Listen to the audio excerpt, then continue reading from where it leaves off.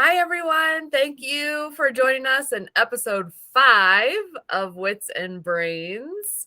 I am Casey, and I have Miss Catherine Barton with me today. And That's we right. are going to shake our money makers. Woo! We are, because we are not being quiet. We are not being quiet about what we're doing with our lives and our businesses. We're going to shake the money makers. Yes, we are. So, Catherine, what is shaking your money maker? You know what? Like when we came up with this title, I thought immediately, well, you know what I thought immediately. But second, I thought about business and I thought, you know what? Too many people are out there and they're so quiet about their business. No one knows you unless you say, hello, I'm a business scientist. Hello, I'm a marketing expert. No one knows. Just because you post something on one of these social medias, we need to hear it, see it, feel it, know it. So that's what popped into my head. I'm like, shake it up. What about Yes. you, Casey? Yeah, so for me, I think it comes down to knowing what your moneymaker is. A lot of people don't really know or they downplay it, like you said. That's true. Oh, that's a good one. That's a good one. All right, write that down, everybody. That's a good one. Know where you make your money.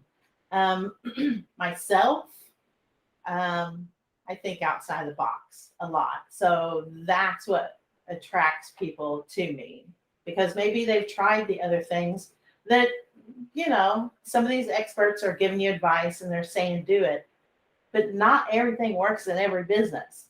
So sometimes you need a money taker and someone with you to do those things. I'm not the marketing expert in this podcast, but I did read something a billion years ago. Like it takes people like 5 times or something outrageous. They Seven. see something you do before they click that it's you, like in their head. Hmm. And that makes sense to me because I mean, I'm a regular human in the world, and it takes me a while to say, I've seen this logo a while, or oh, I've heard these stories a while, and now, here we are putting it together. How do Yeah. you shake your moneymaker, Casey? Give us details. Well, so there's two ways that I look at it. Well, like you, there's of course the first thing that comes to mind. So let me say there's three ways that I look at it. Right. So with the moneymaker, you have to, in my eyes, look at it twofold. You have one where you're getting more analytical and you're looking at your profit margins. So that's of course what you want to emphasize marketing on. You don't Yeah. want to put all your marketing dollars into something that you're only getting like a 5% profit margin on. The other Perfect. side, Perfect.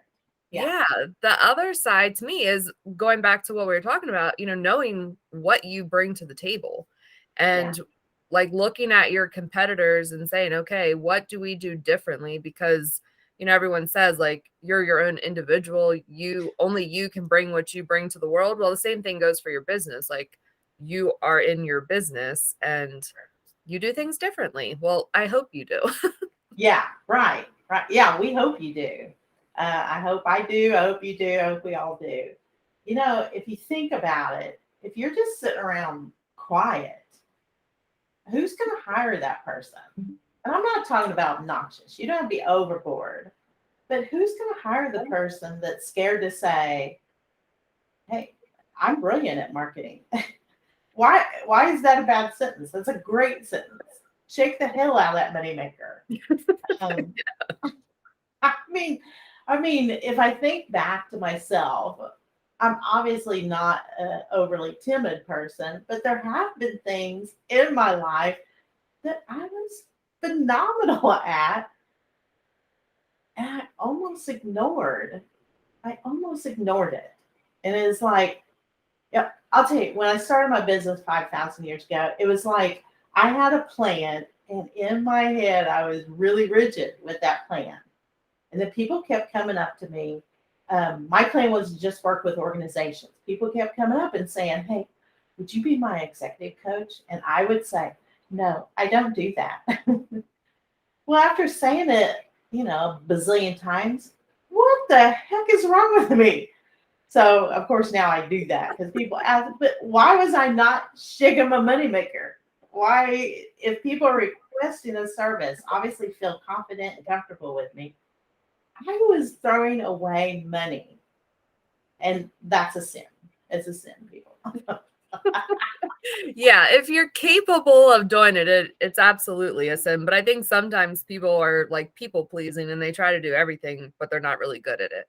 Right. Ooh, that's good. That's good too. Yeah, because I don't have that problem too much, but I know a lot of people do about the people pleasing. And you know what they do? They get exhausted. Mm-hmm. Because I'll tell you what, as soon as you don't please those people, they turn on your butt. They turn on you. And you're like, to them. So we don't want that. We want to shake the money makers. We want to make money ethically. Ethically, we want to make money, whatever that looks like to you. And yeah, this is a good topic. Let It people is. know what you're doing. Yeah. So when you talk about, before you were stuck on this rigid plan, what do you think was holding you back? Like, was it a belief? Was it a lack of confidence? Oh, I'll tell you what, it's none of those things. It was the stupidest. Those would make sense. Those we could fix. No, it was more stupid because what I was a little planner when it came to business. So when I wrote it on this paper, that's what it should look like. That's where I started. You get the education. We talked about educating. You learn about yourself. Maybe I need to learn a little better. You're transforming.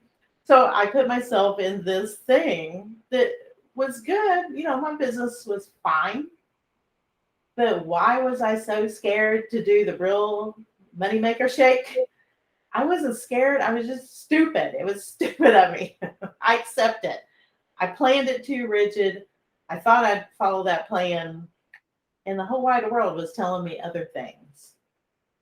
Yeah. So, yeah, yeah. Just so, what about yourself? Have you ever had like, I don't know, these thoughts of like, I don't know, like what the hell am I doing wrong? Why shouldn't I go this direction? Why am I not shaking the moneymaker?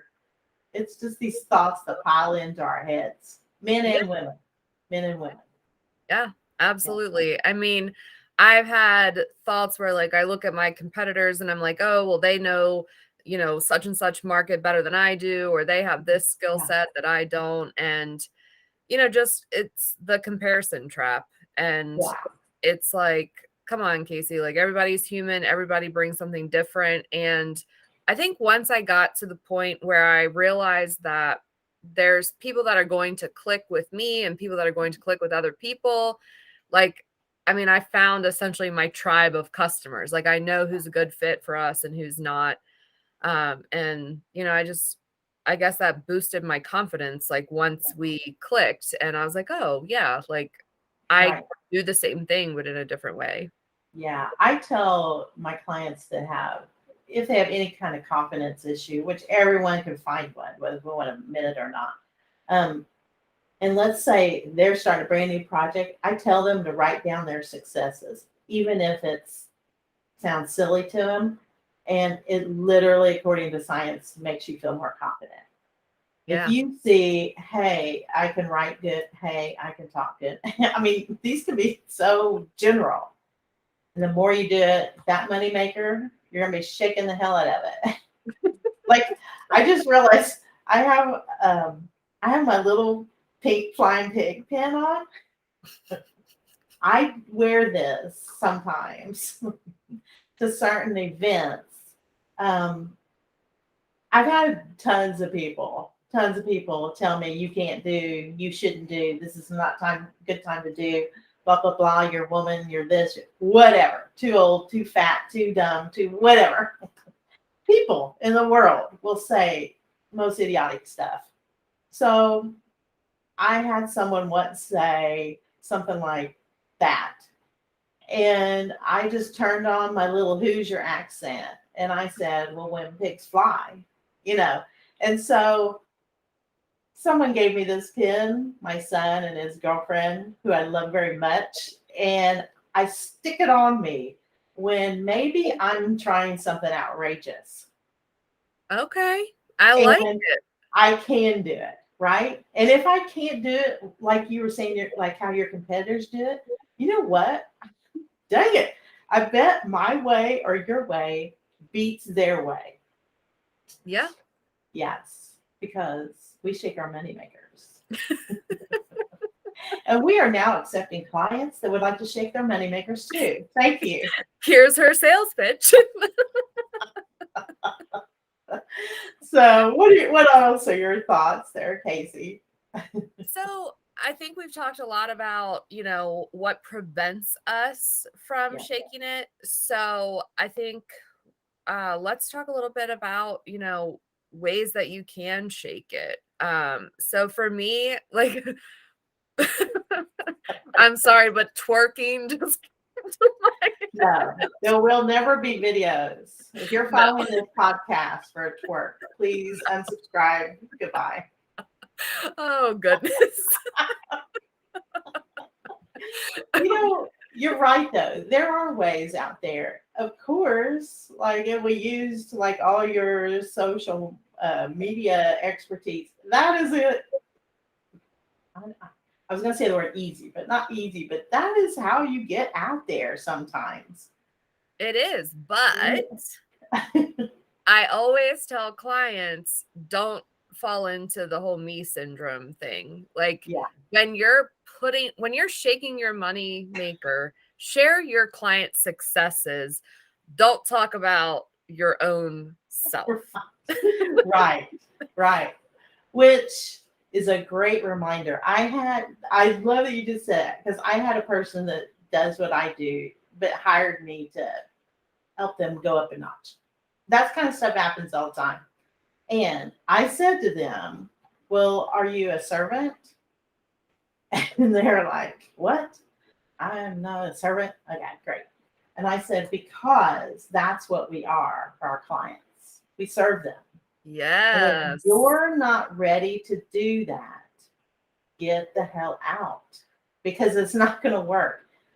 I'm going to tell you, my clients, like they'll tell me they woke up at 3 a.m. or whatever and had catastrophic thinking and all that kind of stuff. And I told them, oh, I understand. I'm an entrepreneur. I know the morning hours of waking up and thinking about something. And they go, well, what do you think about? And I said, you. I don't even remember future thinking consulting sometimes. I feel so obsessed with my clients and their I feel like I'm part of their, I almost said company's name, but I feel like I'm part of their company.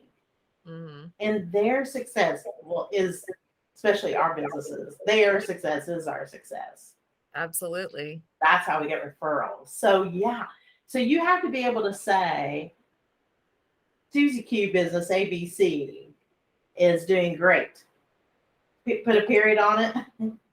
And and then once you do that, Susie Q ABC loves to refer you. So Yeah. remember that. And I want to be clear though, like there's a fine line between tooting your own horn and tooting your own horn. Like you want to be confident and say like, yes, I am an expert in XYZ.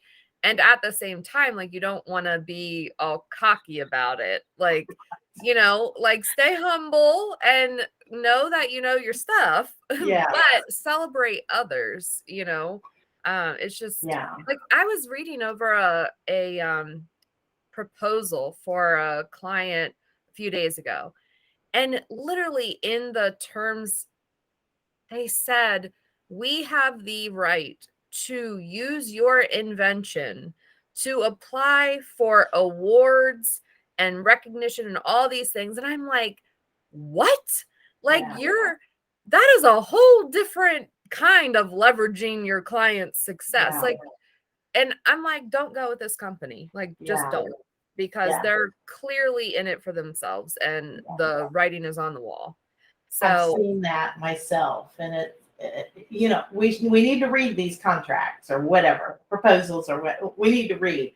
Um, in my business, I sign confidentiality all the time. Like whoever I'm working for, confidentiality. I'm not going to say, "Hey, everybody, Jim sucks."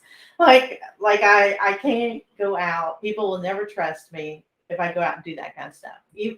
Especially, I was going to say even though, but especially large corporations when I work for them. There's a whole form I fill out. I can't even say who has hired me. yeah. And let me tell you, I'm dying to say who's hired me, but I can't say it because it's in the terms. Yep. And if I say it, I lose contract. So I like money, so I'll never say it. So know these things. Know these things when you're wanting to shake that moneymaker. You may want to read your terms. Yeah, absolutely. And Yeah. and don't include terms that you're yeah. I'm not even going to go down that rabbit hole because it just frustrates me. I don't like unethical people. Right. Yeah. Yeah. We don't like them. We don't. I mean, they stink. Everything we talked about. They're a cow patty. They're all of that. Yeah, unethical, and it is out there. So pay attention.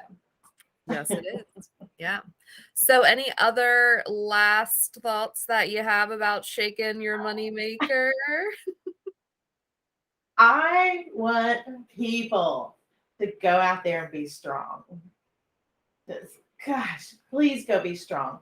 And you know where they say like fake it till you make it? You know what? Sometimes fake a little bit. Like if you are zero strong, fake a little bit. People want to hire people with confidence and I don't know, sometimes new clients will just ask me questions. Are you good at this?